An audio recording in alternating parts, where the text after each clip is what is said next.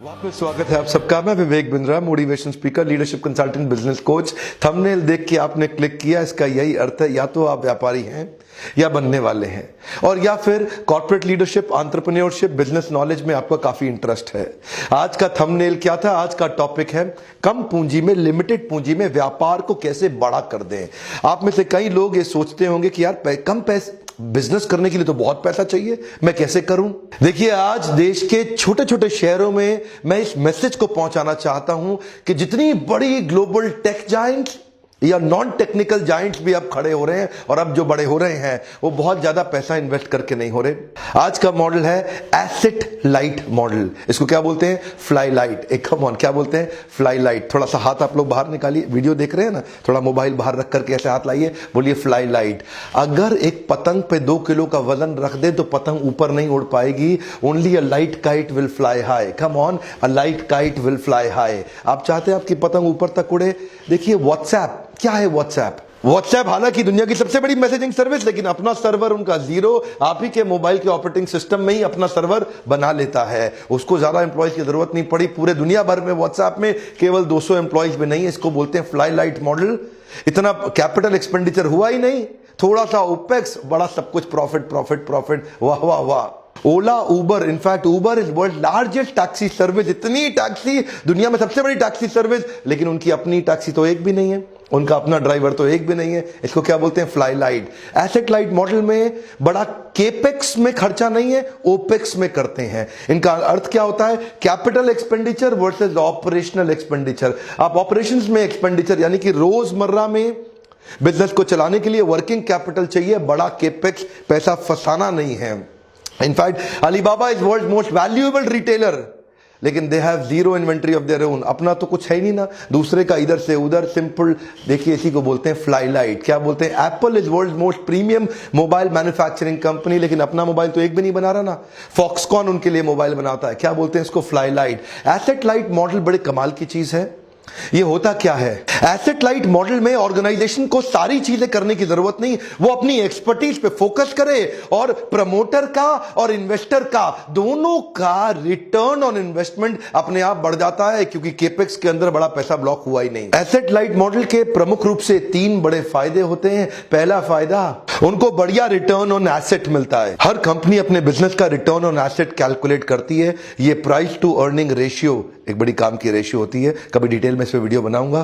तो मतलब यह है कि उनका रिटर्न ऑन एसेट हमेशा ज्यादा होता है। और दूसरा पॉइंट है कंट्रोल्ड प्रॉफिट फ्लक्चुएशन, यानी कि प्रॉफिट की जो वॉलेटिलिटी है, बार बार ऊपर नीचे जाने का जो, क्योंकि आप तो जानते हैं दुनिया बहुत तेजी से बदल रही है, अब तो सब कुछ वैसा नहीं रहता ना। पहले कबूतर चिट्ठी लेके जाया करता था, कबूतर के बाद शाही पैगाम जाने लगा, शाही पैगाम को डाकिये ने समाप्त कर दिया, और डाकिया इतना स्लो था कि उसके चक्कर में टेलीग्राम आ गया। टेलीग्राम को कोरियर ने एकदम खत्म कर दिया, लेकिन कोरियर को ईमेल ने बर्बाद कर दिया। अब ईमेल चल ही रहा था कि सोशल मीडिया आ गया, अब ईमेल की जरूरत नहीं पड़ती। अब सोशल मीडिया आगे बढ़ा ही था कि व्हाट्सएप ने सोशल मीडिया को खत्म कर दिया। अब इस समय सिलिकॉन वैली में कई टीमें, 15 टीमें बैठी हैं जो व्हाट्सएप के खात्मे की तैयारी कर रही हैं। जमाना क्योंकि तेजी से बदल रहा है, इसलिए प्रॉफिट में आजकल बहुत फ्लक्चुएशन होता है। अगर आपका एसेट में बड़ा इन्वेस्टमेंट है ही नहीं, तो उसकी कॉस्ट को रिकवर करने का झंझट भी खत्म।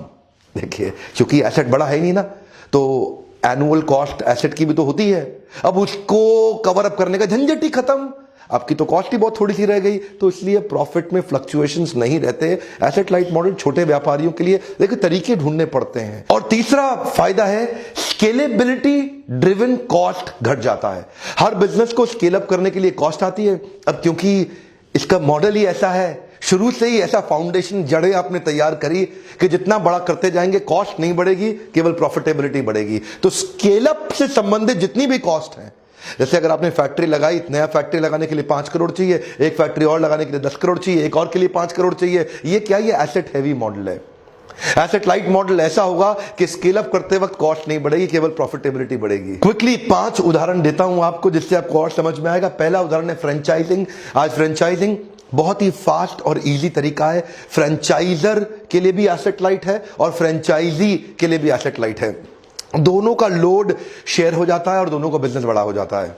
फ्रेंचाइजर को हर नया सेटअप खड़ा करने में कैपिटल इन्वेस्टमेंट नहीं करना पड़ता, और फ्रेंचाइजी को नया बिजनेस सेटअप करते वक्त उसको sales, marketing, proprietary tools, training, learning, development, operational expertise of intelligence, ऐसे बहुत सारी चीजें जिसमें उसकी इन्वेस्टमेंट और उसका जो समय, टाइम, एनर्जी, मनी है उसको नहीं लगाना पड़ता। वो आया थोड़ा सा एक बेसिक केपेक्स, तो दोनों का अपना अपना एसेट लाइट मॉडल है। उसके लिए अपने तरीके का है, फ्रेंचाइजर के लिए, फ्रेंचाइजी के लिए अपने तरीके का है। फ्रेंचाइजी को तुरंत ट्रेडमार्क, सिस्टम, साइनेज, सॉफ्टवेयर, उसको सारे प्रोप्राइटरी टूल्स मिल जाते हैं जिससे वो फट फट फट फट तुरंत शुरू कर लेता है। अब मास्टर फ्रेंचाइजी का क्या काम रह जाता है, वो उसकी मैन पावर को ट्रेनिंग देता है, उसको अपनी कॉर्पोरेट स्ट्रैटेजी देता है, उसकी सेल्स, मार्केटिंग और ब्रांडिंग की एक्टिविटीज में उसको सपोर्ट करता है। इसके बदले उनको मिलता क्या है, शुरू में उनको मिलता है एक लाइसेंसिंग फी और बाद में उनको मिलता रहता है मंथली रॉयल्टी पेमेंट्स, जो कि एक्चुअली है क्या, उनके प्रॉफिट का परसेंटेज ही तो है।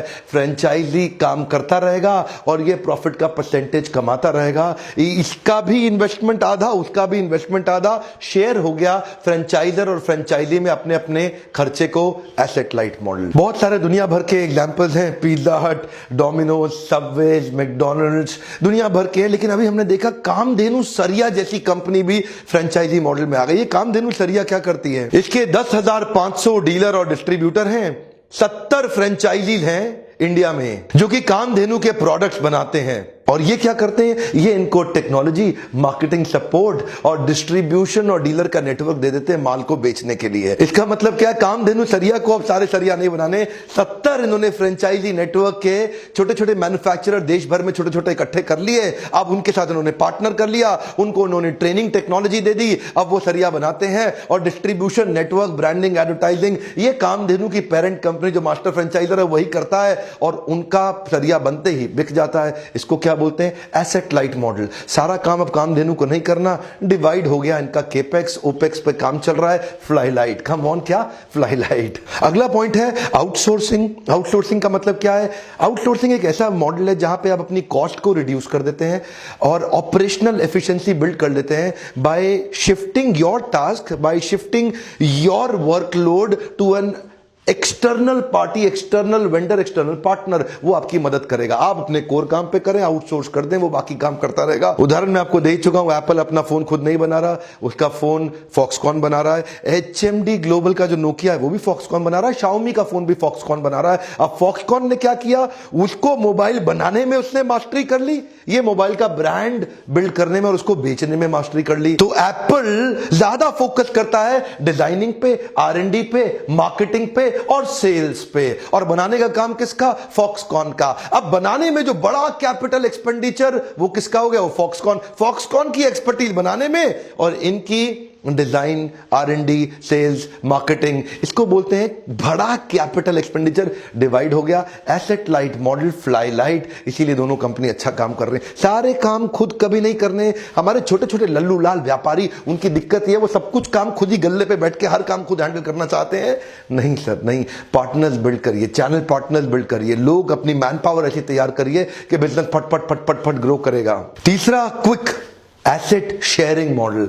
ये क्या होता है, कई बार दो या दो से ज्यादा कंपनी मिलकर अगर एसेट का कॉस्ट बहुत ज्यादा है तो आपस में शेयर कर लेते हैं। कई बड़ी इंफ्रास्ट्रक्चर कंपनी, कई बड़ी ऑयल एंड नेचुरल गैस की कई बड़ी ऑर्गेनाइजेशन जिनको ऑयल एक्सट्रैक्ट करना है, तो वो क्या करेंगे, वो बड़ी मशीन है, एक्सपेंसिव मशीन है, तो दोनों अपनी अपनी नहीं खरीदेंगे। वो क्या करेंगे, एक खरीद लेंगे और दोनों आपस में इस्तेमाल कर लेंगे। आधे दिन 365 में तेरे, आधे मेरे। इससे क्या हो गया, इससे ऑप्टिमाइजेशन हो गया ऑन कैपिटल कॉस्ट जो इन्वेस्टमेंट की आ रही थी उस पे। पार्टनर्स एक एसेट शेयरिंग एग्रीमेंट आपस में बना लेते हैं, उनका रिस्क डाइवर्सिफाई हो गया और कैपिटल का कॉस्ट आपस में डिवाइड हो गया। जैसे ओयो ने तो शुरुआत इसी मॉडल पे करी। ओयो ने क्या किया, प्रॉपर्टीज पहले से बनी हुई हैं और उसी एसेट को शेयर कर लिया आपस में। अब ओयो ने एक 2 स्टार प्रॉपर्टी को शेयर कर लिया ना, अब क्या है, ओयो को ना तो मैन पावर तैयार करनी ना प्रॉपर्टी खरीदनी। इससे क्या हुआ, उनकी एक तो कॉस्ट कम आई और उनकी स्पीड बढ़ गई। देखिए, टाइम, एनर्जी, मनी, तीनों का बचत हो गया ना। क्यों, क्योंकि उन्होंने एसेट को आपस में शेयर कर लिया। अब वो जिसकी प्रॉपर्टी पहले थी उसको भी बेनिफिट और जिसको दोबारा बिजनेस बिल्ड करना था उसको भी बेनिफिट। महिंद्रा लॉजिस्टिक्स, जो कि लॉजिस्टिक्स के स्पेस में आई, पूरी तरह से ग्रो कर रही है एसेट लाइट मॉडल पे। उनके सारे मेजर एसेट जैसे कि व्हीकल या उनके वेयर हाउसेस उनके बाकी नेटवर्क के बिजनेस पार्टनर्स के द्वारा चलाए जा रहे हैं। इससे उनका कैपिटल एक्सपेंस कम हुआ, वो अपनी डिमांड फ्लक्चुएशंस को मैनेज कर पा रहे हैं, जिससे वो अपने सीजनल और साइक्लिकल मूवमेंट के जो एडवर्स इफेक्ट आते हैं ना प्रॉफिट पे, उसको वो कंट्रोल कर गए। अब बड़ा खर्चा तो हुआ नहीं, कुछ गड़बड़ भी होगी तो भी संभाल लिया जाएगा। ऑटोमोबाइल इंडस्ट्री में, इंजीनियरिंग में, फार्मा में, कंज्यूमर ड्यूरेबल्स में, इनफैक्ट ई कॉमर्स में कई जगह पे महिंद्रा अपनी लॉजिस्टिक सर्विस दे रहा है। ना तो वेयर हाउस उसका, ना गाड़ियां उसकी, ना मैन पावर उसकी, सब कुछ दूसरों का पार्टनरशिप लेके जाके सेल्स मार्केटिंग करके अपने ब्रांड नेम पे बिजनेस ले आया और बिजनेस बड़ा कर दिया। अब ये जो हवाई जहाज हैं, बड़े बड़े इंटरनेशनल फुल बोर्ड कैरियर बड़े महंगे पड़ते हैं, तो Cathay Pacific Hong Kong based company और DHL ये लॉजिस्टिक्स कार्गो की कंपनी, ये दोनों ने क्या किया, ये कहते हैं भाई अपने अपने जहाज क्यों खरीदें। ऐसा करते हैं, एक जहाज लेते हैं, दोनों मिलके उसको लीज आउट पे ले लेते हैं, आपस में कॉस्ट डिवाइड कर लेते हैं। कार्गो के लिए मैं इस्तेमाल कर लूंगा और जब पैसेंजर को इंटरनेशनल लेके जाना तो कहते पैसिफिक तू इस्तेमाल कर ले। तो दोनों ने आपस में कॉस्ट को शेयर कर लिया। एसेट लाइट मॉडल, ये था एसेट शेयरिंग मॉडल। मेरा चौथा पॉइंट है पे पर यूज। इसके भी काफी सारे उदाहरण है, एक क्विक उदाहरण मैं आपको दूंगा। को शेयरिंग स्पेस, को वर्किंग स्पेस, आजकल ऐसे कई मॉडल आ गए हैं।